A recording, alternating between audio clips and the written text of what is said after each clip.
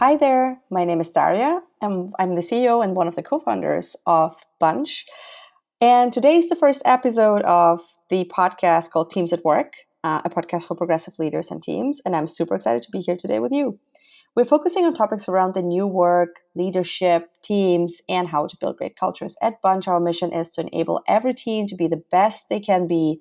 And in this podcast, we will be shedding light on all best practices, tips, tricks, lessons learned from leaders, but also teams that have created amazing, outstanding cultures and experiences at work, and at the same time have pushed through the boundaries of what's possible in terms of performance.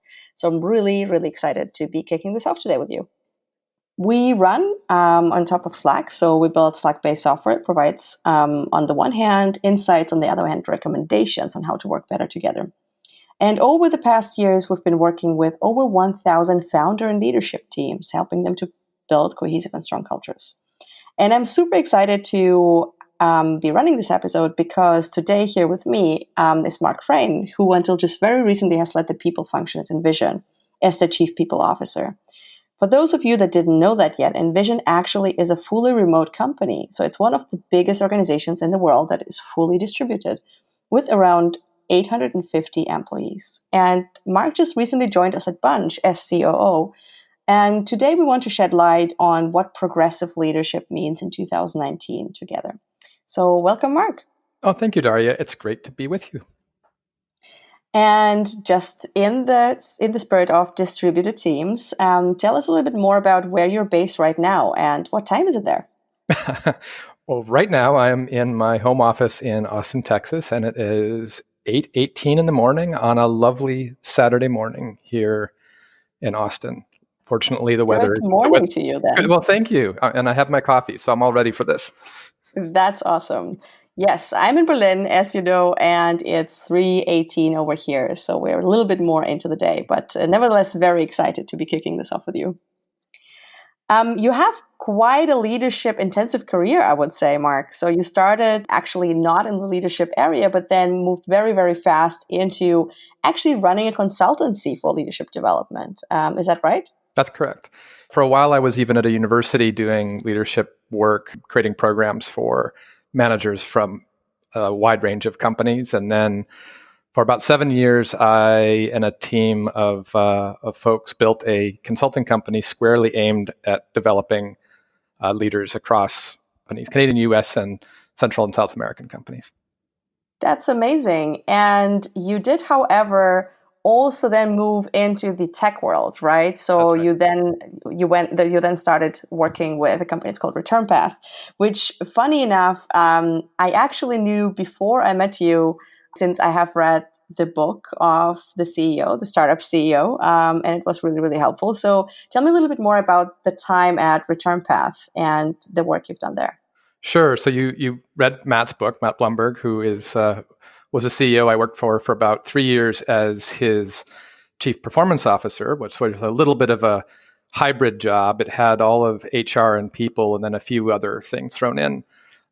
Working for Matt was a great experience. I had been running my own company. My company, the Refinery Leadership Partners, was about 70 people at its largest, and he was a client of mine. So I had known him for a number of years doing work with their leaders when he asked me to come and join him. And I was really interested in going inside a company because most of my experience prior to that had been consulting, had been being outside looking in. So It was a lot of fun to go in and spend time with him during that duration of my career, just figuring out how to continue to build a great culture. ReturnPath, as you may know, won many awards as being a best place to work over its long storied history. Yeah, definitely. I mean, again, many of the things that I think we practice a bunch, but also I have recommended many other leaders of those teams that I've worked with were actually grounded in the experiments you've run at ReturnPath and that Matt then described in the book. And when you joined InVision, you've also focused not only, of course, but also to a large extent to work with the leadership team. Tell me a little bit more about that. And how was that different being in a distributed environment? So how was it different to work with the team around Clark versus with the team at ReturnPath? So one of the things that I think defines working in a distributed company or an all distributed company is just the importance of good communication. So with my senior team and the senior team at InVision in general, one of the things we emphasized throughout the complete employee or team member journey was the importance of really ensuring everybody understood where they stand and what's important to know. So, for example, we spent a lot of time designing a very immersive onboarding program at InVision, something that's actually been written up a little bit and is on the web. Just because we don't have that many chances to get it right. If a person starts and they don't see their manager face to face for 3 months, maybe even 6 months, the time it takes to get them really grounded in their role and feeling connected to a great big virtual organization, you just don't have that many chances to get it right. So you have to spend so much more time and energy ensuring that you communicate effectively. So a lot of the work that I did, or a lot of the focus that I had when I was at InVision, was how to build really good communication between team members, between the senior leadership in the organization, and all that kind of stuff. Interesting. A follow-up question that I immediately had when listening to you was, do you think communication is now more important for leaders than it used to be, or did that change, or was it always a big deal? Well, I think when you think about what is the work of a manager, what is the work of a leader, the work of a manager or leader is almost entirely based on communication. And what I mean by that is, a software engineer sits down and their work is coding. We know what that looks like. A designer sits down and works in a product like InVision and this basically takes and moves things and creates images and presents things in a certain way, very artistically. We know what that looks like. We know what sales work looks like, but managers' work is really all about the words she says, the things that they type, the words that they use to get people oriented and aligned around things. And I think that we haven't really spent time enough understanding that that's the focus of work when it comes to being a manager. And what I think has changed is our organizations these days and the technology we use to glue them together. So when we think about distributed organizations, the words that we use became even more important. I can't just casually walk up and walk out of my office or walk down a row of desks and pop my head in and say, hey, how's it going? I can't see people. So I have to listen a lot better. And then what I say in response to what I'm hearing has to be much more intentional. So even though I would say the work of managers has been the same for centuries, maybe millennia. As long as people have been being led, there's been people who have been trying to align them and tell them what to do. But what's more important now is that we're working in these interesting new ways. We're working over video. We're working over Slack and Microsoft Teams. We're working in a very text-based environment. And in some cases, we don't see the people we're working with for weeks or months. So our ability to listen deeply and then respond through the listening, I think, is much more important than it used to be. Super interesting. You've mentioned two terms that we often use interchangeably, manager and leader. Do you want to share with me what your take is on how do you define leadership as where you stand today with everything you know about it? And how does that differ from management? Yeah, that's a great question. There's been a lot of stuff written about this. And I think it's pretty simple. When we talk about leadership, we're almost always talking about something we value.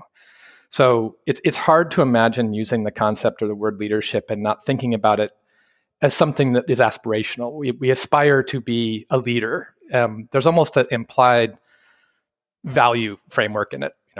A leader is someone who is leading well, whereas a manager is a position. You can be a manager and an awful leader. It's harder to understand how one would be a leader and a terrible manager. So the way I like to think about them is, a manager is your role, but you aspire to be a great leader. And what's the difference between a manager and a leader? Is the difference between serving a function and being great for your followers. Yeah. Looking back over the past, let's say, 10 or so years in your career, I'm working with different leaders. What do you think changed over the past decade? So what changed in terms of what does it mean to be a great leader today versus 10 years ago? Well, a lot probably hasn't changed. So I'll answer that part first. What I mean by that, there's been people writing about leadership for a long time. So one of the books that I actually really like is a book by the philosopher soldier Xenophon. So those who are listening who have a little bit of classics history probably know who I'm talking about. But for the rest of us, Xenophon was this interesting guy who was a student of Socrates, but he was also a mercenary soldier, and he led a very famous group of Greek mercenaries called the 10,000 in battles in Asia Minor and other places. And he wrote this book about Cyrus the Great from his actual encounters with the Persian soldiers. And in that book, there's a lot of stuff about being a leader that's still really relevant today. And Peter Drucker famously said, the best book that's ever been written on leadership is still this book, Cyrus the Great by Xenophon. I don't know if that's true. I mean, obviously, Xenophon was celebrating, oligarchy and autocracy. He wasn't exactly a strong Democrat, even though he was an Athenian. But people have been thinking about leadership for a long time, and I think a lot of the things that make a leader great have always been the same. So for example, paying attention to people, being fair, being a good communicator. It's hard to imagine these things ever changing in terms of what makes a leader great. In part because I believe that what defines a great leader is their ethical sensibilities. So if I'm fair and consistently fair with the people who are being led by me, that's a practice of my ethics, of my morals. What's I think different. So back to the question you asked, so a lot of stuff is probably the same and will always be, and there's going to be no breakthrough research that shows like this is the recipe for great leadership forever. But I think what has definitely changed now is the pace of work and the pace of change, especially in the technology sector, are such that you don't get years to establish followership. You get months or weeks sometimes. And when we think about the average tenure in Silicon Valley companies, and it's like a year, a year and 2 months or something like that. The last time I looked. So how do you deploy? How do you basically bring in members to your team, orient them to their work, deploy them in interesting ways, help them grow as individuals and professionals, and then celebrate their continuing journey in their career, all in under a year? Like that is a tall order for leaders today, and I think that is definitely something that is different.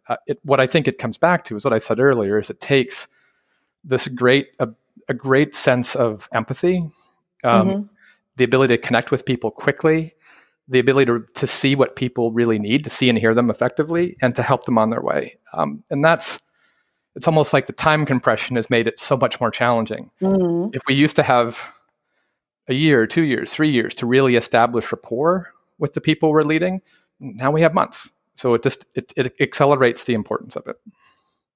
That's so interesting. Also, given the fact, so you mentioned new leaders have much less time to actually be effective and create impact in organizations. At the same time, we have a whole new generation actually entering organizations, right? What used to be kind of this big group of people that we were all looking up to, but also being afraid of, that they will change work forever. The millennials are literally in management positions now.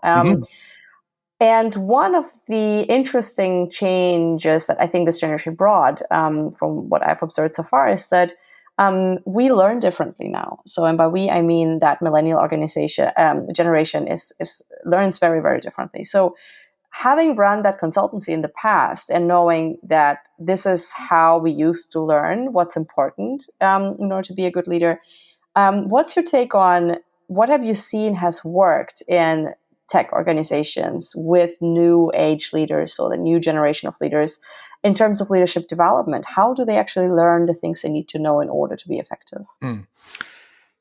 When I was running the consulting company that I ran, I had a lot of millennials working with me and for me, partly because one of my strategies for talent was I would go and I would hire students who I had when I was moonlighting as a professor at one of the universities. And so every year I would be teaching hundreds of students, and I usually would go and cherry pick the best students from the people. And so we had a very young, we had kind of a bifurcated group of people at the consulting company. We had people who were Gen X like me, in some cases even a little older, and then we had a lot of millennials. And what I found, I guess I was always skeptical of hard divisions between the generations because I didn't see as much evidence for it. But what I did see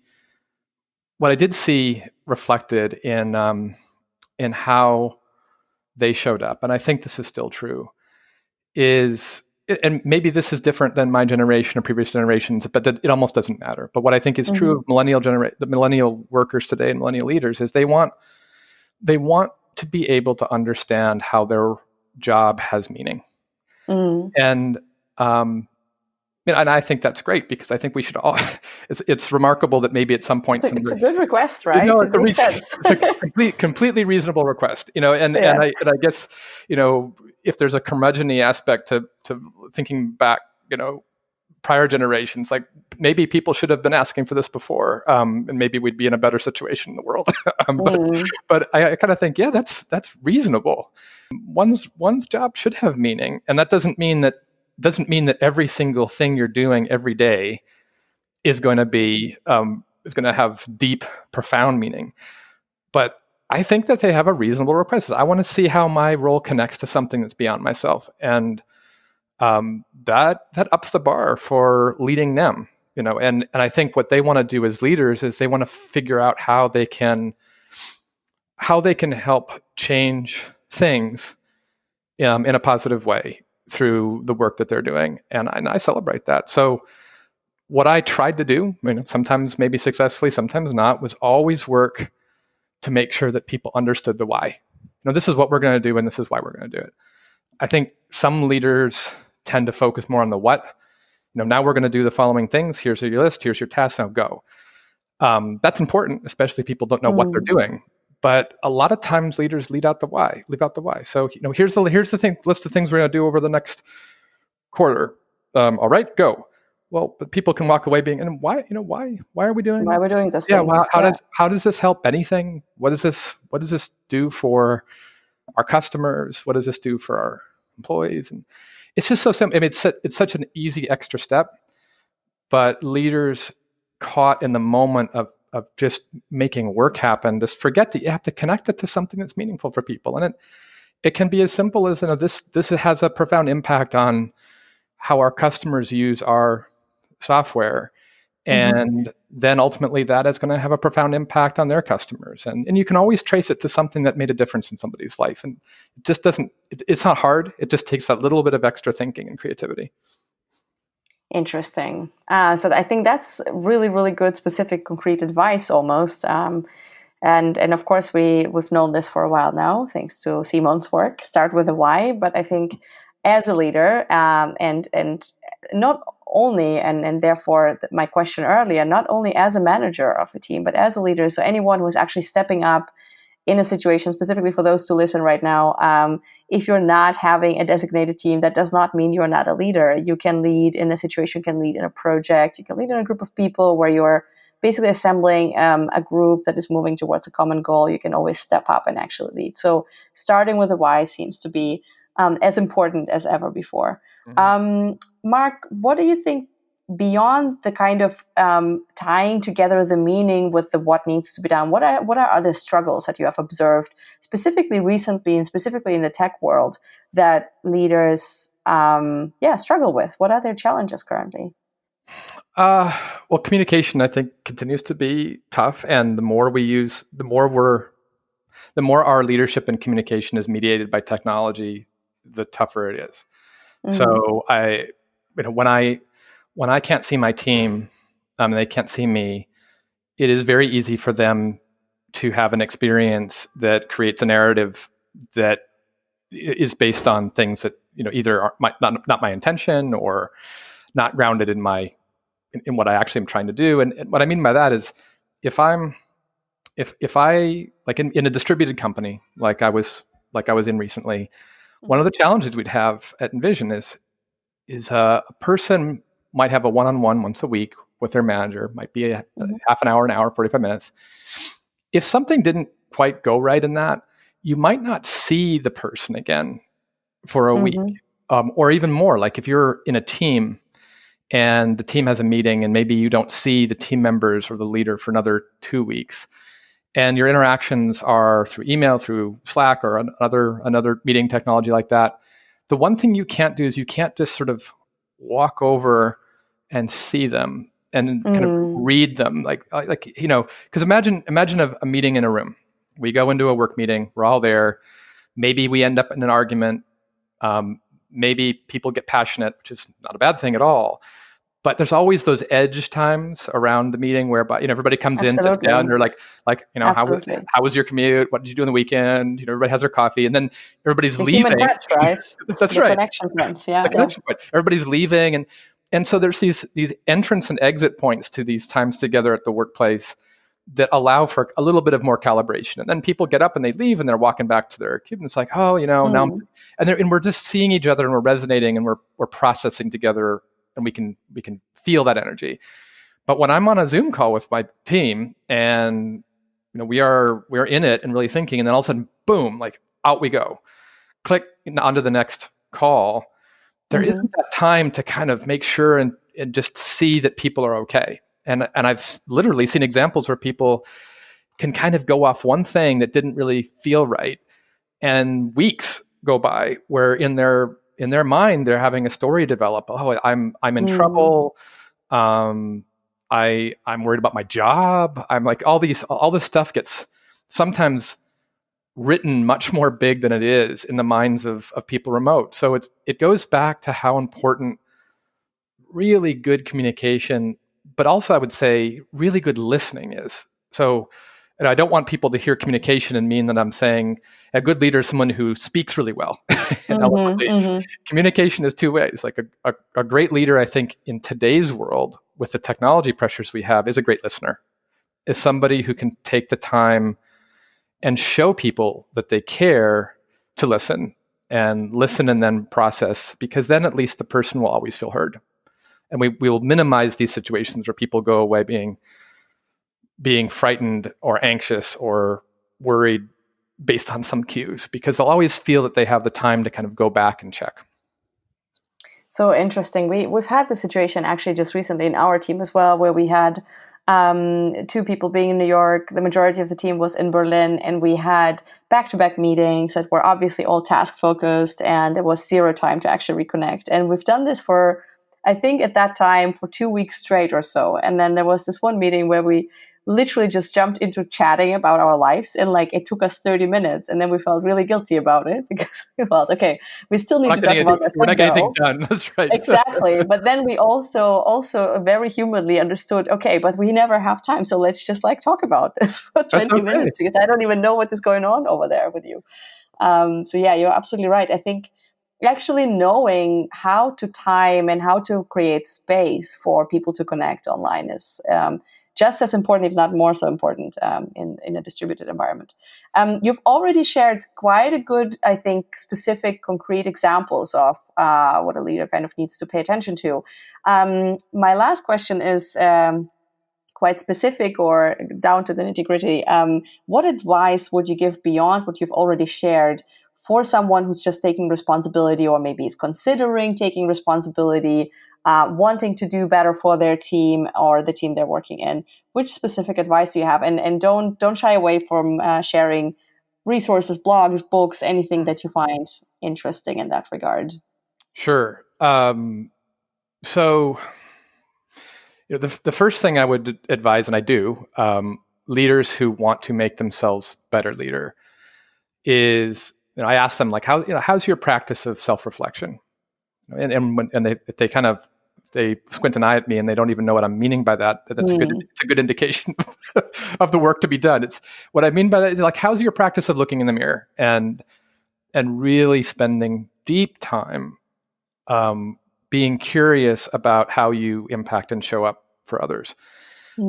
If you think about it, I mean, think about it this way, and I have spent a lot of my career, partly because of where I started my journey, and after my college years, I almost became a theater director, and so a lot of the way, and I'm a musician, and I've performed live on stage and all that kind of stuff, and I think about leadership a lot like the performing arts. I think there's a lot of similarities, and Interesting. and the performing arts is not about ever faking anything.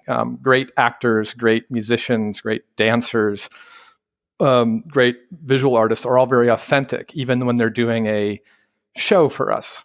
So, even when someone's playing Darth Vader, like they're authentically playing Darth Vader, not faking it. You can't fake a great a great scene. Right? So the way I think about leadership is it's a performance art, and because it's a performance art, the only way to get better at it is to perform and then reflect, and then perform and then reflect. And obviously, great performance artists get a lot of feedback too, and the feedback is on their performances. And one of the things in some ways about leadership work that I don't think is all that helpful is when we personalize it too much. Like I don't like the way you show up, as a leader. It's like, oh my God, like that's, I mean, understandably that's harsh and will prompt defensiveness. But if you just change the way you're asking the question, it's like, hey, how do you think that went when it as a when you addressed the team today? Like not like so focusing on the behavior, not on the actual person, so to say. Exactly. And even more specifically, focusing on the show, like focusing on the show at hand, like that show, like that particular instance of an all hands. How was that all hands? How did we do? How did you do? It's like, oh well, that went better than last time. Yeah, I think it did. What do we think the audience felt about it? We have some good feedback, and we can, and ultimately we have to be malleable as leaders. We have to be able to resonate with the followers and what they need at any given time. Sometimes they're going to need a pick me up because they're despondent. Sometimes they're going to need to be brought down a notch because they're a little bit too high on something and need to be kind of calibrated. It's not, hey, we haven't won yet. So you have to be very adaptable, and you have to be very, you have to be able to play a lot of instruments, and you have to be able to vary your range a little bit as a leader. And you're only going to get that way if you have a really good practice of self-reflection that's informed by reading the audience around you. Like how did this go? How did this, and over time, both with good feedback and trusted feedback, but also this introspection, like watching yourself as you do things. That's the way you're going to improve. So that's like number one is like how willing and able are you to really understand and reflect on how you show up? And if you don't really know what that feels like and haven't spent a lot of time in that place, like that's kind of step number one, is to get good at just doing that, because then you can have a lot of stuff open up for you. Beyond that, it's just rituals. Like I do, again, performance artists are practice animals.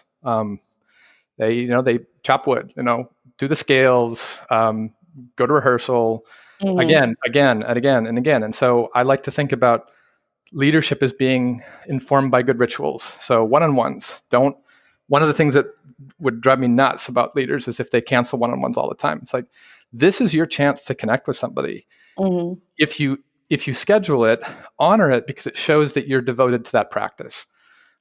Every time you cancel it or reschedule it, it shows to your report on your team that they're not important. And even if you're like, well, I have another really important thing to do, it's like, well, yeah, but aren't I important? So no matter what it is, try to observe rituals and keep your practices around how you want to lead consistent, so that over time people can understand that you are, it's your yoga practice of leadership. Like you're making it a habit, and people can understand that it is a habit, and you'll get better because you're going to have a lot of swings. You're going to have a lot of times up at bat, but you also kind of get into the rhythm of like, this is what my one-on-ones feel like. This is what my team meetings feel like. This is what preparing my team agenda feels like. And so, in addition to introspection and just learning how to do that well, it's a lot about practice and making your practice as consistent as possible.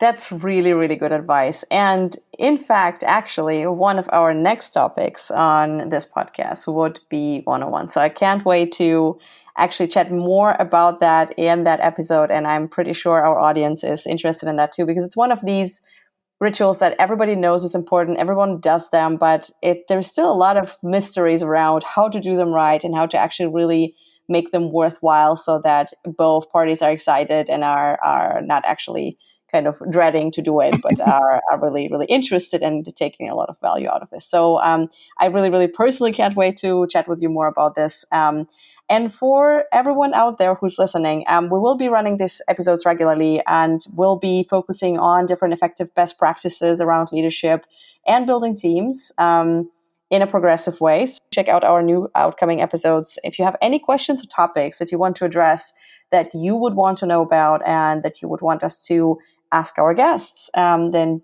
do not hesitate to reach out to us at hey@bunch.ai, or just leave a comment below in the podcast. And I will be sharing the book that Mark mentioned earlier as a link below as well, so you can look that up.